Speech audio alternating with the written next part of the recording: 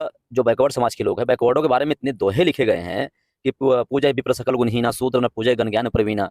और अहिरों के बारे में लिखा है कि अहिर दोनों बुरे सबसे बुरा अहिर, आई डसे कभो कभो पग पग डसे अहिर। में बैकवर्डों में जागृति आ रही है। अब आने वाले समय में केवल ये बिहार से ही नहीं, पूरे देश से एक आवाज उठेगी कि ब्राह्मणों की जो व्यवस्था है उसको लात मारो। जो भारत के जो मूल निवासियों की व्यवस्था है उस व्यवस्था को लोग स्वीकार करेंगे। फूले साहब अम्बेडकर जो विचारधारा है उस पर लोग काम करेंगे। ये जो है काफी दिन पहले का है, बहुत पुराना है। यानी जो एक बहुत बिच्छू का गला काट लाएगा, वो उस समय जो है पुष्यमित सुंग जो है 100 स्वर्ण मुद्रा मतलब सोने की मुद्राएं देने की बात कही थी। ये बहुत पहले की बात है। तो वही आज ब्राह्मण ने दोहरा रहा है कि जो चंद्रशेखर की जीभ काट के लाएगा उसको 10 करोड़ देने की बात कर रहा है। मैं पंडित जी को यही कहना चाहता हूँ, पंडित जी काहे यहाँ के मूल निवासियों से पंगा ले रहे हो? जो जाएगा, अब बहुजन समाज लोग जाग गए हैं, तो मैं पंडित जी से यही कहूंगा पंगा मत लीजिए यहाँ के मूल निवासियों से, क्योंकि नहीं तो फिर दिक्कत पैदा हो जाएगी। साथियों को जय भीम जोहार। आज हमारे साथ हैं वाम से एक प्रचारक अवनीश यादव जी, इनसे हम बात करेंगे। अभी बिहार के शिक्षा मंत्री चंद्रशेखर जी ने एक बयान दिया जिसमें उन्होंने कहा कि जो रामचरितमानस में जो दोहे हैं और मनुस्मृति और वर्तमान में जो गुरु गोलवलकर की जो वंश ऑफ थॉट है, इसको जला देना चाहिए।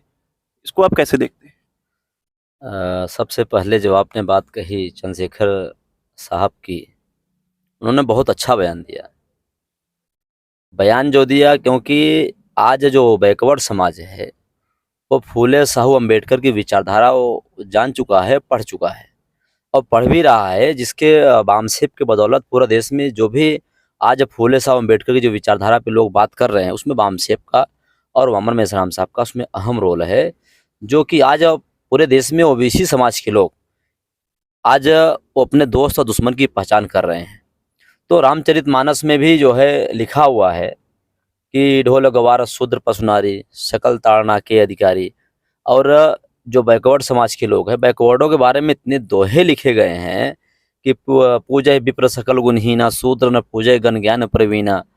और अहिरों के बारे में लिखा है कि अहिर दोनों बुरे सबसे बुरा अहिर, आई डसे कभो कभो पग पग डसे अहिर। तो ये 3.5% के ब्राह्मणों ने जो है ये दोहे लिखे हैं, तो जो हमारे बहुजन समाज के लिए बहुत घातक है। और जब हम लोग अपना इतिहास पढ़ रहे हैं, जब इतिहास पढ़ रहे हैं तो हमको जानकारी हो रही है। जब जानकारी हो रही है तो इनके ब्राह्मणों के पेट में दर्द क्यों हो रहा है? हाँ, अगर हम इनकी बात माने तो रामचरित के माध्यम से, रामायण के माध्यम से, या जो भी किताबें लिखी हैं, जो भी ब्राह्मणवाद की किताबें हैं, जो भी मनुवाद की किताबें हैं, उस किताबों में जो है हमारे समाज को हीन भावना से देखा गया है, नीच नीच कहा गया है। यानी कुत्ता भला है, हमारे समाज में कुत्ते भले हैं। जो कुत्ते होता है, अगर कोई थाली चाटे कुत्ता, थाली कहाँ जाएगा? अंदर जाएगा। लेकिन कोई हमारा शेड्यूल कास्ट का भाई खा ले, थाली कहाँ जाएगा? बाहर जाएगा। और जो धर्म कहते हैं, धर्म के बदौलत उत्तर प्रदेश के पूर्व मुख्यमंत्री माननीय अखिलेश यादव जी का जो कुर्सी का शुद्धिकरण किया गया था, बताइए कितने बड़े उत्तर प्रदेश के मुख्यमंत्री रहे, उनके साथ भेदभाव हुआ। आज भी आप पढ़िए, कोई शेड्यूल कास्ट का आदमी किसी मंदिर में चला जाता है तो उसकी पिटाई होती है, और इतना पिटाई होती है कि उसकी हत्या हो जाती है।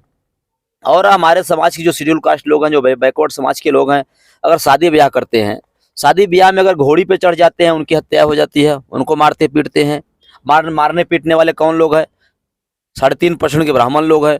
और हमारे समाज के लोग अगर मूछ भी रख लेते हैं फिर भी उनकी पिटाई होती है।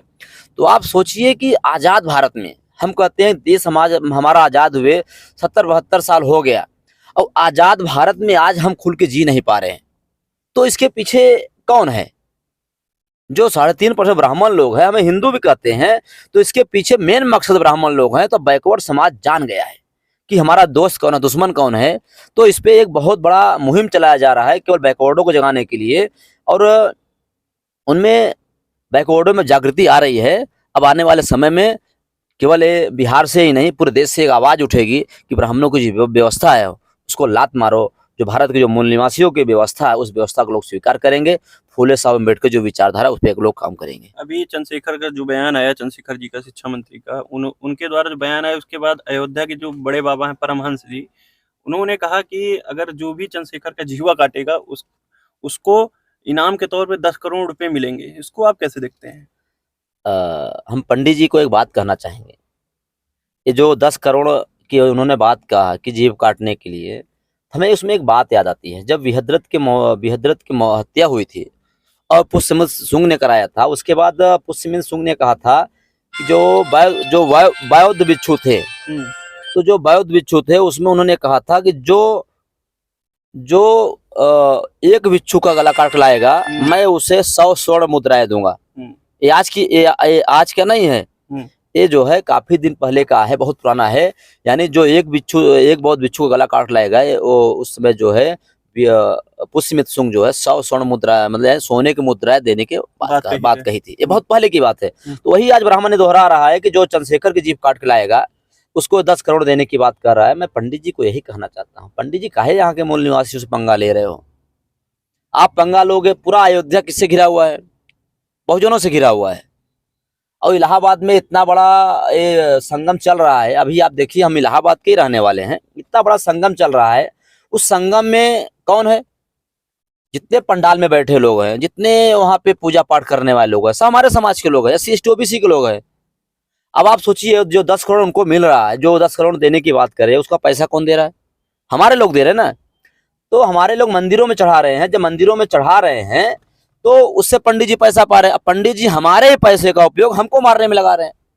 तो बड़ी दुख की बात है। अमृत महोत्सव को संविधान भी लागू है, लेकिन ऐसे बयान को कैसे देखते हैं? तो हम ये कहना चाहेंगे, बड़ी दुख की बात है कि हम लोग अपने आप को मरवाने के लिए पंडित जी को मजबूत करते हैं। तो पंडित जी को यही कहना चाहेंगे कि आप बेवजह यहाँ के मूल निवासियों से पंगा ले रहे हो। आपकी संख्या 3.5% है। छत्री भी हमारे साथ में है, वैश्य भी हमारे साथ में है।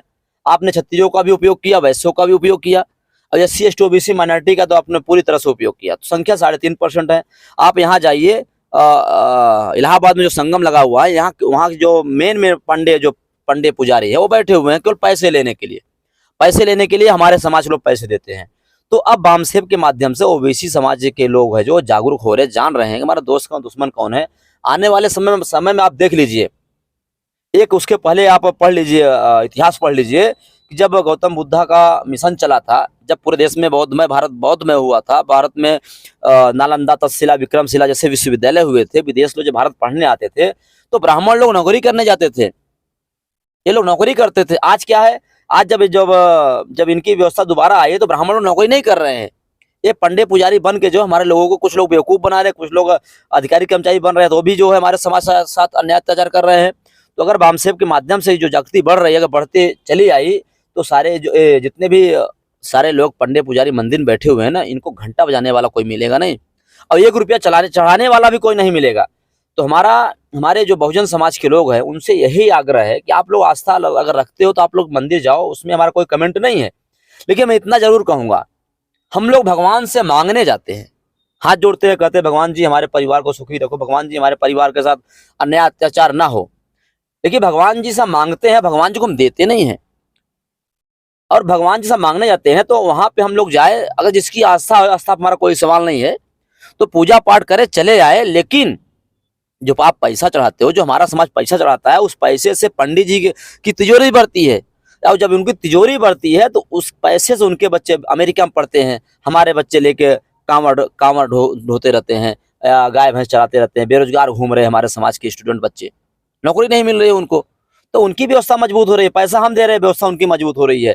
और जब व्यवस्था मजबूत हो रही है तो हमारे समाज की जीभ काटने के बारे में कह रहे हैं, तो ऐसा असंभव है। इनका पहले भी बयान आ गया था, जो दिल्ली में जो राजेंद्र पाल गौतम जी पूर्व समाज कल्याण मंत्री थे, उन्होंने इस्तीफा दिया उस मंत्री पद से। उनका भी सर कलम करने के लिए इन्होंने 50 लाख का इनाम रखा था। एक जो उस समय किया, उस समय हमारे लोग नासमझ थे, उस समय किया, इस पुष्यमित्र शुंग के समय में हुआ हमारे लोगों का, लेकिन अब नहीं होने वाला है। क्योंकि अब किसका उपयोग करेंगे? ब्राह्मण की संख्या 3.5% है, वो मार करने जाएगा नहीं। और अगर छत्री का उपयोग करेंगे तो छत्री भी समझ गया है, क्योंकि परशुराम जी ने छत्रियों का किस बार विहीन किया, पृथ्वी विहीन किया छत्री से, वो भी जाने वाला नहीं है, वैश्य जाने वाला नहीं है। OBC खुद ही कह रहा है कि रामचरितमानस और रामायण गीता हमारे लिए खतरनाक है। तो बताइए कौन जाएगा? जो जाएगा। अब बहुजन समाज लोग जाग गए हैं, तो मैं पंडित जी से यही कहूंगा, पंगा मत लीजिए यहाँ के मूल निवासियों से, क्योंकि नहीं तो फिर दिक्कत पैदा हो जाएगी। हमारा जिनकी संख्या 3.5% है, जो हमारे लोगों को मारने के लिए कह रहा है।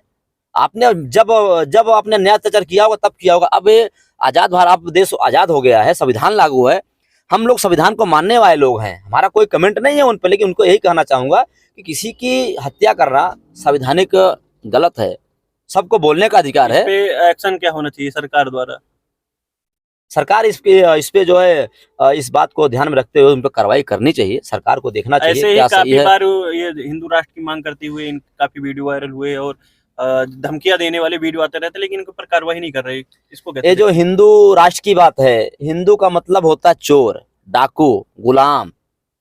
तो जो 3.5% के जो लोग हैं, वो लोग इस देश में गुलाम, मतलब उनका गुलाम हो ऐसा राष्ट्र बनाना चाहते हैं। और प्रोपोगंडा क्या करते हैं, प्रोपोगंडा करते हैं कि यहाँ के जो हिंदुओं का राज होगा, हिंदुओं का राज होगा मुसलमानों के विरोध में। और जो हमारे समाज के भोले भाले प्यारे जो लोग हैं, हमारा जो समाज है ना, बड़ा प्यारा समाज है, ये इनके बहकावे में आ जाता है। अब बहकावे में कैसे आता है? हमारा समाज अपने से कोई काम नहीं करता। शादी करेगा बुलाएगा पंडित जी, घर बनाएगा बुलाएगा पंडित जी, गृह प्रवेश कराएगा बुलाएगा पंडित जी, पिताजी मर जाएंगे बुलाएगा पंडित जी।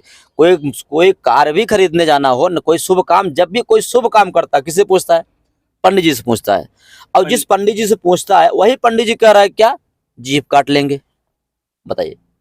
और पंडित जी को हम लोग दूध भी खिलाते हैं, मट्ठा भी खिलाते हैं, दही भी खिलाते हैं, देसी की पूड़ी भी खिलाते हैं, और खिलाने के बाद हमारी भी जीभ काटने की बात करता है। यानी अगर सांप को, जो कहावत कही गई है, सांप को दूध पिलाओगे, सांप अवसर पानी पे काटेगा। आप ऐसा बोल रहे हैं, आपको डर नहीं लगता?